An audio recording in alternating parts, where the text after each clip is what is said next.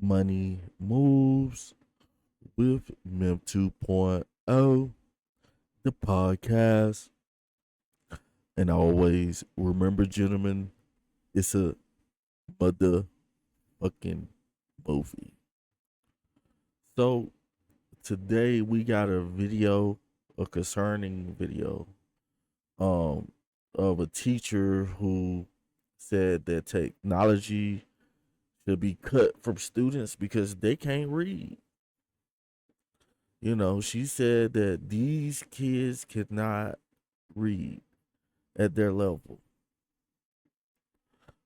So we're gonna hop straight into the content. Make sure you guys like, share, and subscribe. Let's hop straight to it.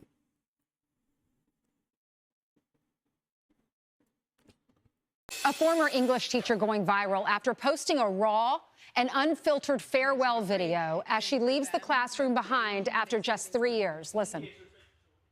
A lot of these kids don't know how to read because they have had things read to them, or they can click a button and have something read out loud to them. I just don't think these kids even care.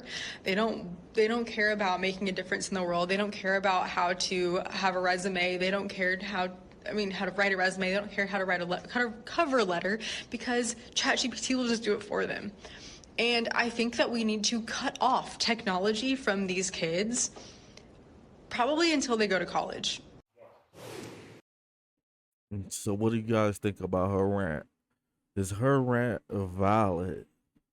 By myself being a father, and having children, I have my oldest daughter. She has a tablet, and what do you guys think? Do you guys think that technology should be taken away from the kids, or it should be like where they have a limited amount of time with it until they read, or what's going on? Because I know for a fact that most families, like my daughter knows how to, like, she's 3 and she already knows how to work a tablet, like so, in a phone, like, so what do you guys think? you know and I know that we give our kids these tablets. I see it all the time, you know. Um, but is this actually hurting the kids? So let's keep it moving. Hannah is a former teacher, and she joins us now. She posted that video. More than 1 million people have seen it, Hannah, probably more by the time we're on this morning. Why did you post that video?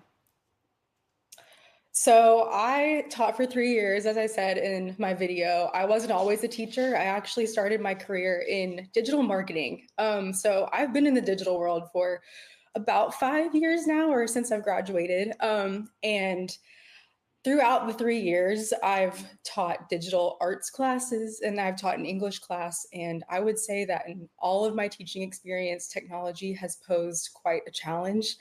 And with AI becoming so accessible to children nowadays, especially teaching in an English or Core 4 classroom, it's been especially challenging, kind of to have the kids comprehend and critical think and think for themselves on certain things. Yeah. So on my way out, I wanted to kind of raise awareness and just These are facts because even like when I was in high school, guys, can you guys remember back when I was in high school, like 15 years ago? Um, Maybe a little bit more than 15.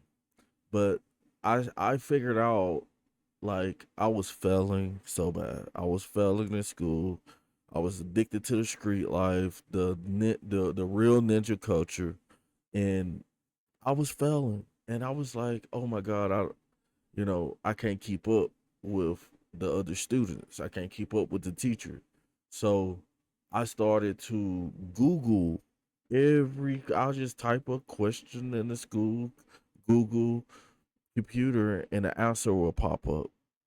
And I learned more that way. Do you think kids are learning faster than they did back in the day? Because I learned way more faster by having the technology, to it's actually called cheating. I cheated. Yeah.